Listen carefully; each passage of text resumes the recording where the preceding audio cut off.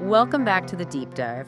Okay, I want to start with a scene. You know that moment when you really, really need to focus? Oh, yeah. Maybe you're cramming, maybe it's 2 a.m. and you have a huge project due, and you put on a playlist, it's instrumental, it's kind of looped, it's just there. It's functional. It's the lo-fi beats to study to phenomenon. It's become a utility like running water. Yeah. It's designed for you to ignore it. Exactly.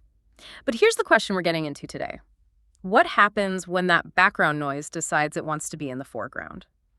We're digging into a movement that takes that whole chill vibe and just completely shatters it. We're talking about experimental hip-hop instrumentals. And we should be really clear. This is not just a rap beat where the rapper, forgot to show up. No, that's the whole point. This is a deliberate artistic choice where the beat isn't waiting for anybody. The beat is the main character. It's a huge shift in purpose. A fundamental one. And to help us get our heads around this, we're unpacking this really fantastic column by the writer. It's titled Experimental Hip-Hop Instrumentals, came out late 2025. A great piece. And our mission today is pretty simple. We want to figure out how removing the MC didn't just leave an empty space, but actually rewrote the entire rule book for how this music is built. Yeah. And honestly, I need this because I listen to artists like Madlib or Nuxlidge, and half the time it sounds broken. Broken is a good word. We're going to come back to it. It's not an insult in this world. It's glitchy, it's unfinished, but I can't stop listening to it. So help me out. Why is broken the goal here? Why is that the whole aesthetic? That's the million-dollar question. And to get there, we have to start with what the source calls the structure of absence. Right. The article makes this really bold claim right at the start. It says the absence of rap is not a lack, but an expansion of design freedom. Expansion of design freedom. That sounds very philosophical for a beat tape. What does that actually mean? Okay, so think about a normal hip-hop track. The producer's job is pretty much to build a stage. It needs a 44 loop. It needs to be repetitive, predictable. Because the rapper has to flow over it. If the beat's changing every 2 seconds, they're going to be tripping all over themselves. Exactly. The beat serves the vocal. Yeah. It's the foundation. The rapper is the house built on top. But in these instrumentals, you take the rapper away, and suddenly the producer isn't building a foundation anymore. They're building a sculpture? They're building a sculpture. Yeah. There's no utility. There's no need to leave space for a verse or a chorus. And that changes everything about time. Right. The focus shifts from supporting the lyrics to things like texture, time manipulation, fragmentation. The source says you're no longer counting bars waiting for the hook. You're tracking changes in sound density. Sound density. I love that phrase. It makes the music feel like it has weight, like it's physical. You're navigating a landscape instead of just following a song. It is physical. And you have to listen in a totally different way. You said it sounds broken. That's because without a rapper holding it all together, the producer can intentionally mess with the flow. They can introduce what the article calls a series of incongruities. Which is just a very polite way of saying they can mess with your head. Pretty much.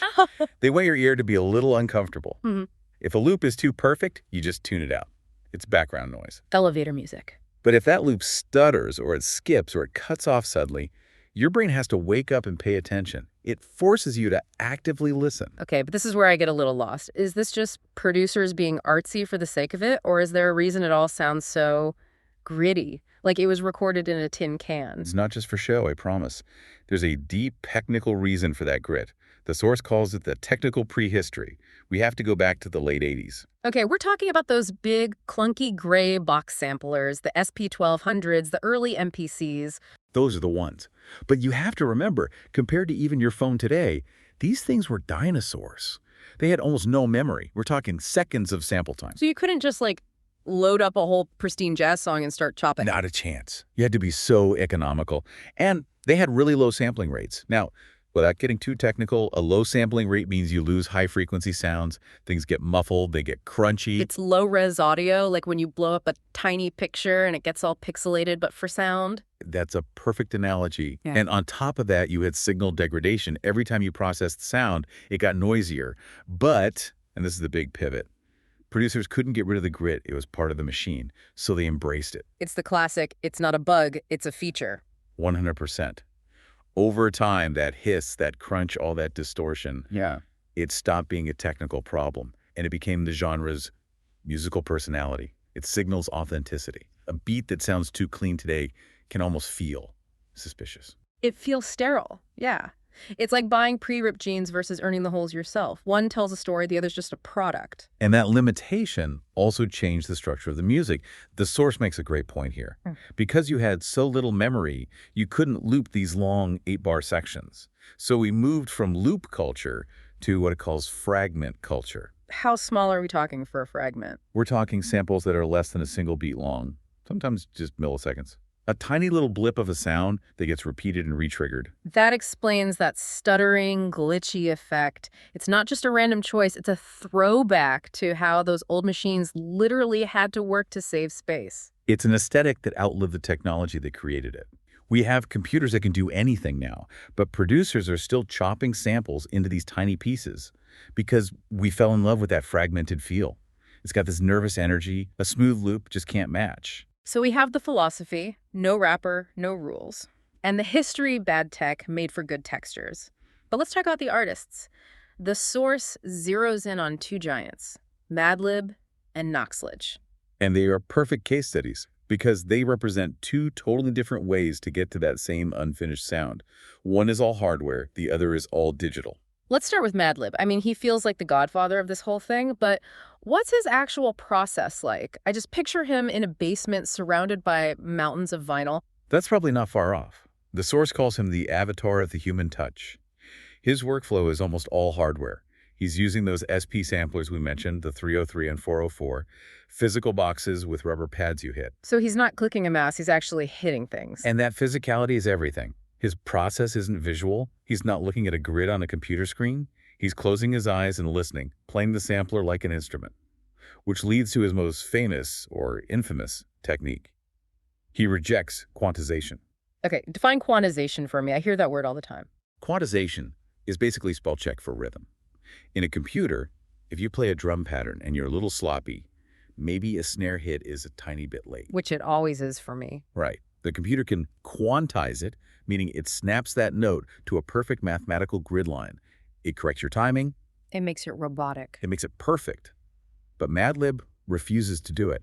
He leaves all the natural swings and shifts in. If his finger was a little late hitting the pad because he was nodding his head, that lateness stays in the final beat. So the mistake is the groove. The mistake is the groove. The source calls it improvisational placement. It keeps that human error in, which is what makes the track feel alive. It breathes. It has that drunk funk feel because he refuses to correct his own timing. I love that. And it also helps explain why his output is just insane. The man releases so much music. And that's the other part of the Madlib equation, volume. For him, making a beat isn't about crafting a perfect album. The source says it's about daily accumulation. Like writing in a journal. Exactly like a journal. A beat is a diary entry for that day. You wake up, you make a beat, you move on. You don't spend 3 weeks polishing it for the radio. It's just a document of that moment in time. That's so liberating to even hear. We're all so obsessed with finishing things perfectly. He's just saying the sketch itself is the art. Which is a perfect transition to Noxlidge. Because if Madlib is the analog king, Noxlidge is his digital successor. But here's the twist. Noxlidge uses a computer, but he uses it wrong. On purpose. What do you mean wrong? The word the article uses is subversively. How do you use a computer subversively? Isn't the whole point of the software to make things clean and easy? That's what it's designed for, sure.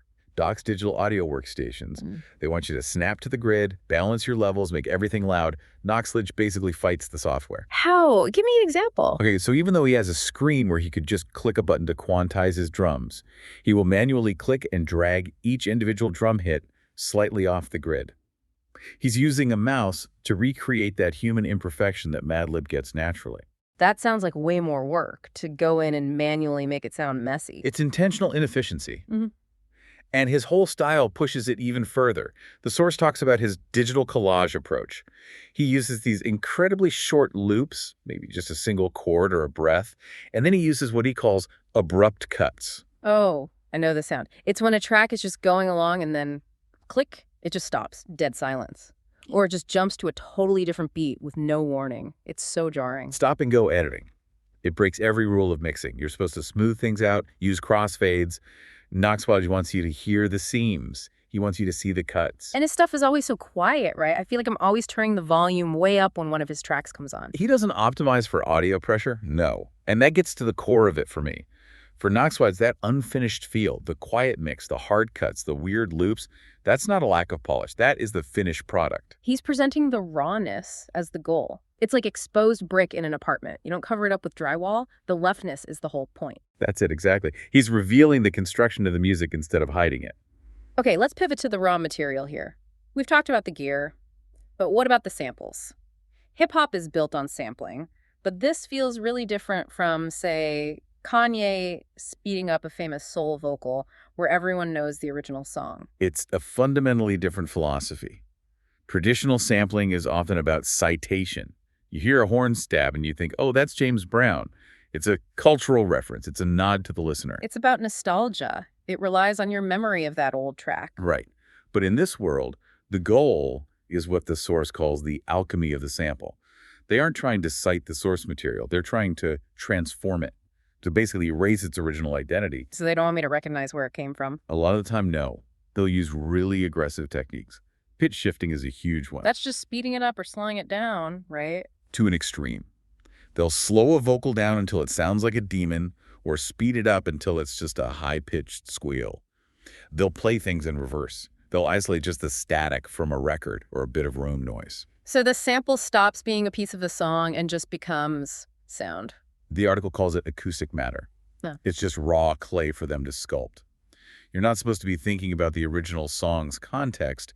You're just supposed to feel the texture of this new sound they've created. Which then feeds into the mixing, I guess. That underwater sound we talked about. For sure. The mix is about density and distance, not clarity. A pop song is mixed to be bright, with the vocal right in your ear. These tracks are mixed to feel heavy. The bass is often distorted, saturated. The source says the rhythm feels like mass rather than just a point in time. Mass, that's a great word for it. Yeah, it feels like it takes up physical space. It's this thick, warm pressure. Like a heavy blanket. Which brings me back to how we're supposed to listen to this stuff. We started out talking about using it for studying, but this sounds way too intense for that. And this is where we get to the section on the album as archive. I think this is why this genre just exploded with streaming. The source says this music is made for intermittent playback. Meaning what? Meaning you don't have to sit down in a dark room with headphones for an hour to get it, though you can, and it's great. But the albums are built to fit into the cracks of modern life.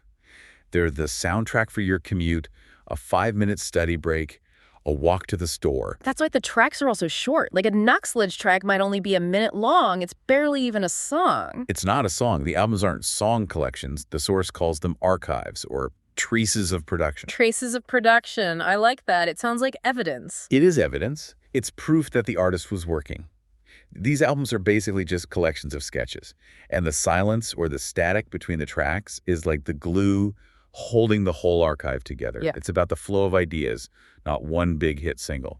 It goes right back to that diary idea with Madlib. When you read a diary, you don't expect a perfect story. You expect fragments, different moods, short entries, long entries. And that's the big takeaway. This genre values the act of making music more than the perfection of the final product. A beat is described as a unit of thought. A unit of thought, an idea captured in audio, and once the idea is captured, you just move on. It totally redefines what finished even means. If the feeling is there, the texture is cool, it's done. It doesn't need a chorus. It doesn't need 3 more hours of polish. The thought is complete. You know, when you take a step back from all this, we've gone from, like, the memory limits on old samplers to Madlib leaving his mistakes in, to Knoxledge purposely breaking his software. The thread through all of it seems to be humanity. It is, absolutely. I think that's the real insight here for all of us. It's about embracing the process and embracing the imperfections that come with being human.